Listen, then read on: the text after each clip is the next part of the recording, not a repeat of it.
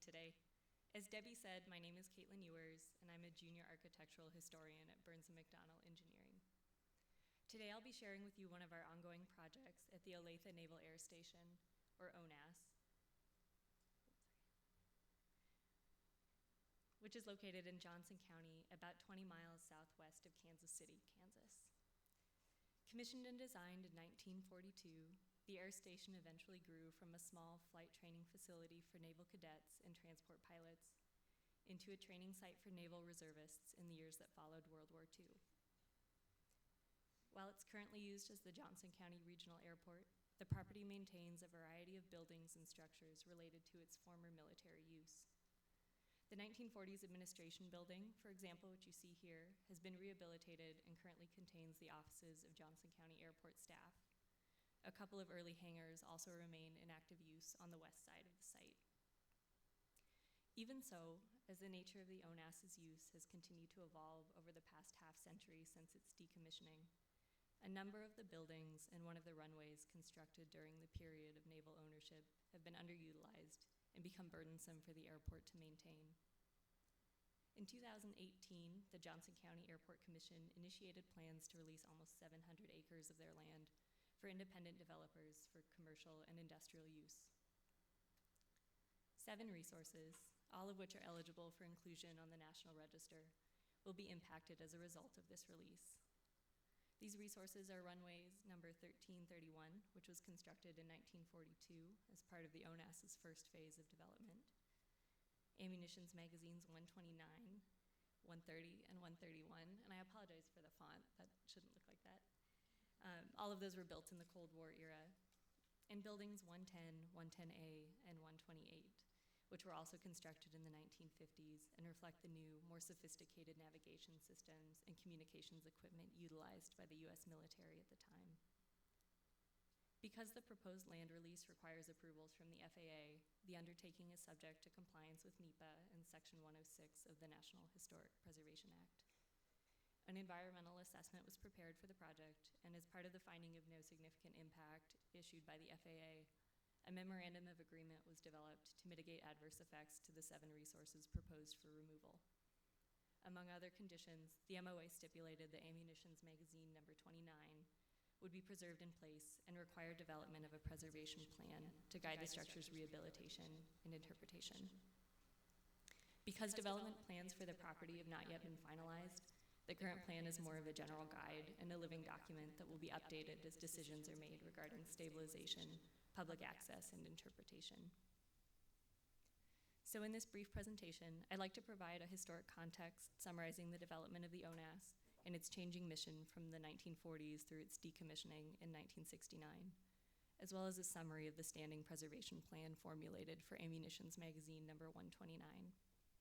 In addition to pictures of the site, this overview uses the original blueprints for the structure, historic age maps and aerial photographs, postcards, military logbooks, and secondary histories to understand the development of the ONAS and the construction and use of ammunitions magazine 129.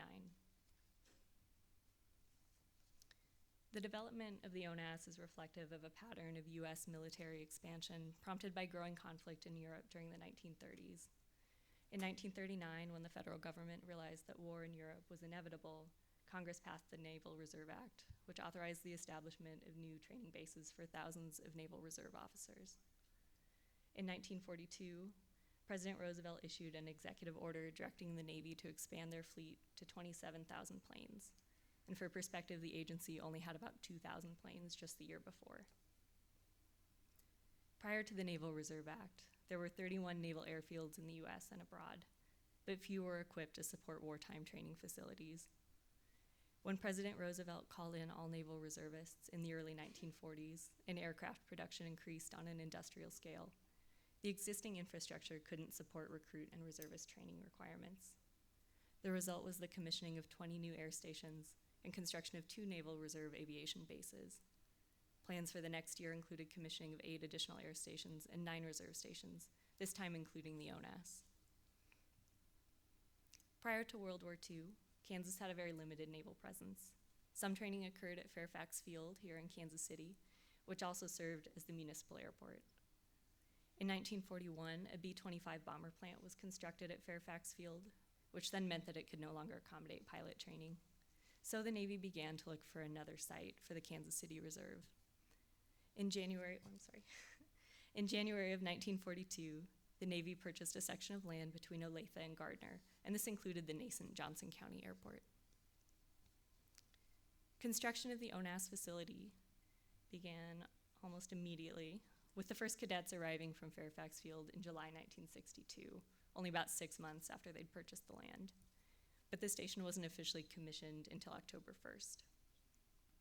In addition to the $73,000 spent on the land, over $12 million was expended on the base's initial development. Early priorities included construction of aircraft hangars, an assembly and repair shop, a ground school building, and storage facilities for 200,000 gallons of gasoline, as well as barracks and a mess hall. The Navy also constructed 3 5,000-foot runways, including runway 1331.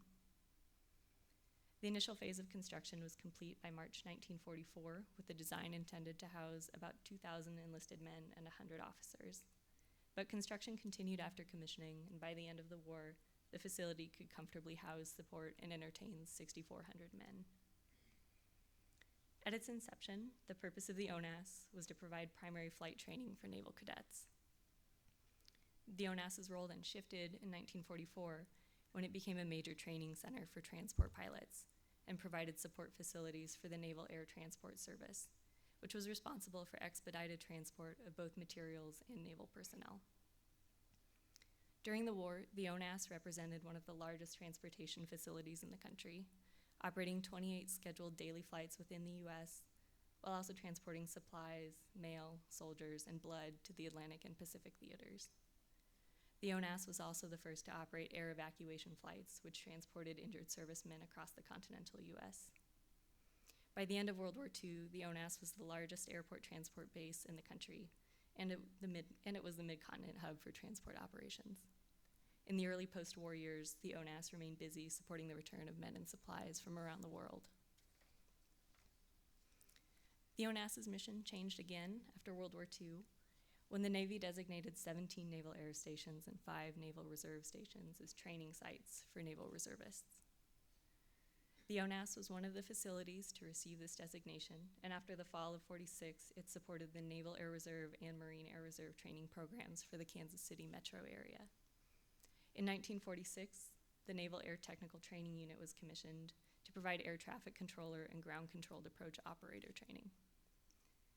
Whereas the first air traffic controller positions were primarily staffed by the U.S. Naval Reserve Class V-10 waves, the women accepted for voluntary emergency services, the role expanded following the approval of ground-controlled approach as the standard talk-down system.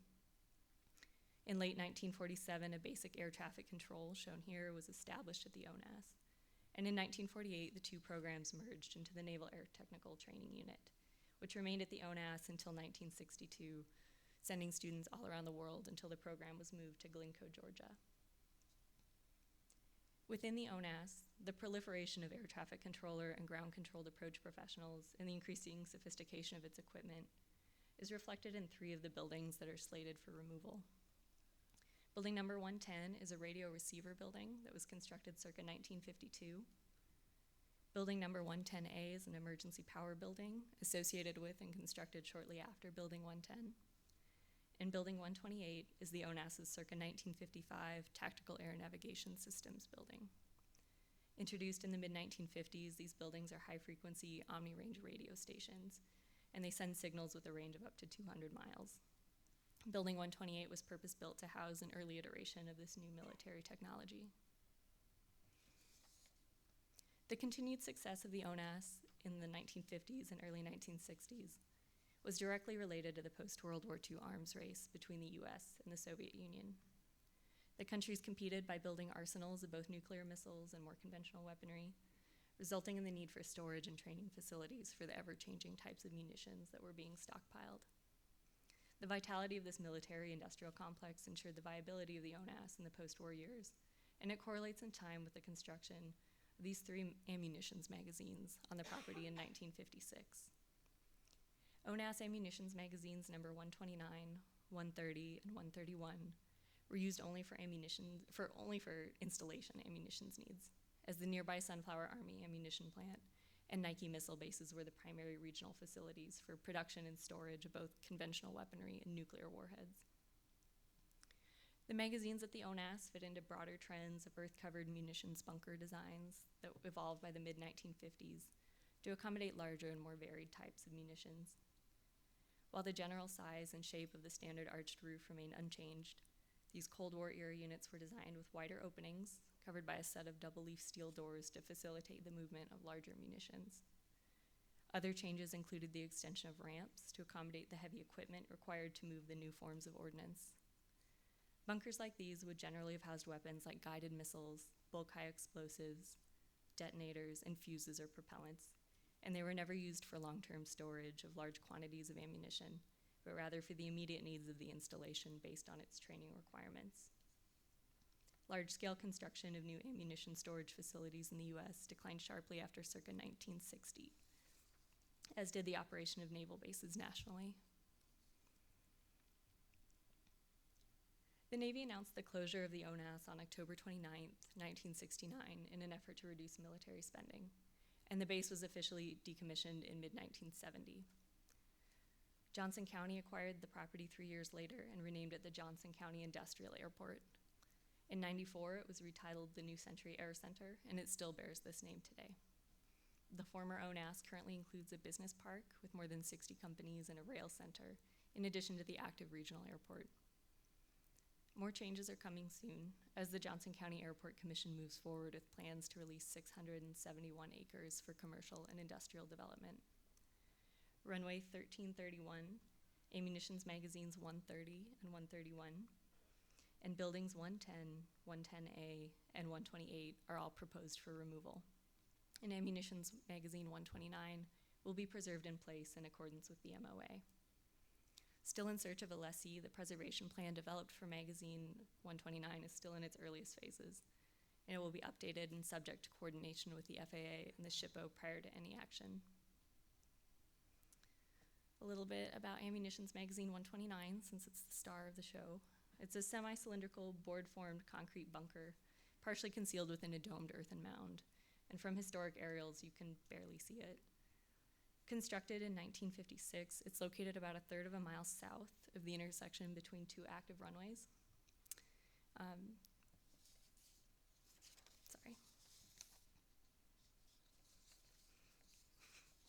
The entrance is shielded by a blast wall, and it's located on the eastern facade. The pair of steel doors that formerly covered the entryway, as you can see here, are no longer extant, and we haven't been able to find them despite their size and weight. But the 7-inch deep steel door frame, hooked metal door restraints, and steel hinges all remain intact. The entry is accessible via a concrete walkway bounded by 8-inch thick concrete retaining walls that extend the full height of the earthen mound. The interior of the building is a half-cylinder with a maximum height of only about 9 feet as designed, and the space is about 25 feet wide from north to south and 20 feet deep from east to west. The walls and ceiling are entirely blank, apart from this single covered vent near the back wall. And this feature connects to a large rooftop ventilator that's capped with a bronze-sleeve domed hood. Earth and vegetation have worn down surrounding the ventilator, and that reveals this deteriorated waterproof membrane and the concrete beneath. Pursuant to the MOA, a formal conditions assessment by a professional engineer or an architect will be conducted to determine appropriate preservation and stabilization protocol. But a preliminary overview of conditions issues has revealed both structural and cosmetic concerns. The 8-inch thick retaining walls display vertical cracks of varying width, from broad fissures that expose the interior of the material to fine hairline cracks. Narrow cracks in the walkway indicate that the foundation is settling, and this ragged cleft that runs the perimeter of the interior suggests that the floor is at least partially separated from the walls. In addition to cracking, the concrete exhibits a variety of superficial damage and deterioration. Minor pitting and spalling are common, which indicate moisture issues and subsequent damage from freeze-thaw cycles. So this is Kansas. And orange microflora and pale efflorescence might suggest additional moisture concerns. The rooftop ventilator, as you saw previously, is completely congested with decades of debris, and the ground cover has eroded away and resulted in significant deterioration of the waterproof membrane. When observed after a heavy rain, the interior of the resource, as you can see here on the lower right-hand corner, it clearly exhibits the effects of moisture seepage. Interior moisture levels are presumably alleviated by the absence of the steel doors, but at the same time, the lack of a sealable entry exposes the interior to damage from the elements. It allows pests to freely access the space. We ran into a coyote once, and it diminishes the resource's integrity of design and materials. Now, according to original blueprints, the extant steel doors on ammunitions magazines 130 and 131, which were built at the same time, are identical to the doors that were originally present on magazine 129. So reuse of these doors would be an option if either pair are determined to be in suitable condition for removal and reinstallation. Original blueprints are also useful in determining the volume of the earth fill that originally covered the roof of the magazine. Replacement of the doors in this ground cover will improve the resource's integrity of design, materials, and feeling. And stabilization will also minimize future damage and support effective mothballing of the structure, which is not well suited to adaptive reuse due to its form and location. A program of continued monitoring and regular maintenance will be implemented to ensure long-term preservation. As to accessibility and safety, current plans include limiting public access to the interior of magazine 129 for visitor safety. However, access will need to be provided to allow observation of the exterior and associated interpretive panels or markers that will develop in accordance with the MOA. Access will probably be limited via security fencing with paved walkways that allow the public to view the exterior of the structure and associated interpretive materials. But formal design and development of an access plan will not be completed until a lessee for the property is secured. Although access to the interior will be limited to authorized personnel for the foreseeable future, interpretive panels will be installed to provide the public with information regarding the history and function of the magazine, describing its role within the ONAS, as I have done, and commemorating the other buildings and structures that have to be removed. These will also be developed after we've identified a lessee for the property.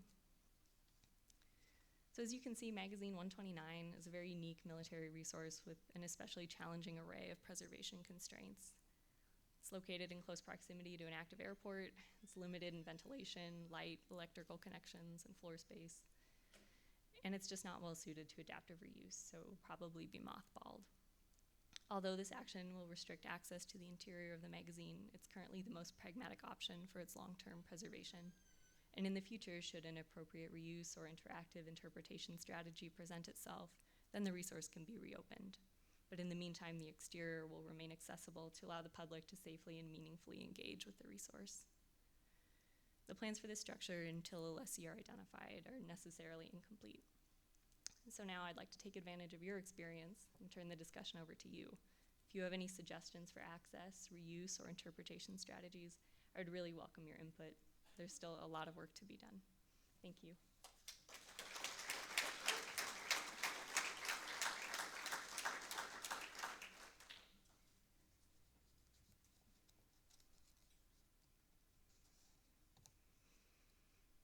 Questions for Caitlyn? Coming.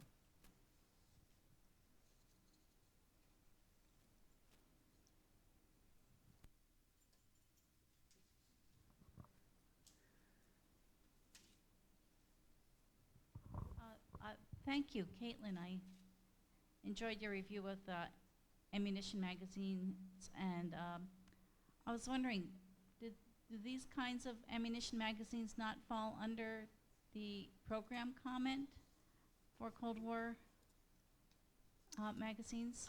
No, they didn't. They didn't? It's a different kind? We did not, or we worked with the Kansas SHPO, and they determined that they did not. They did. Oh, okay. Yeah. Thank you. Sorry. Other questions? Or thoughts for her? I think, sorry, to add to that comment, I think most of that has to do with the fact that the air station is now owned by the county. It was decommissioned back in the 70s, so it's not subject to that program comment.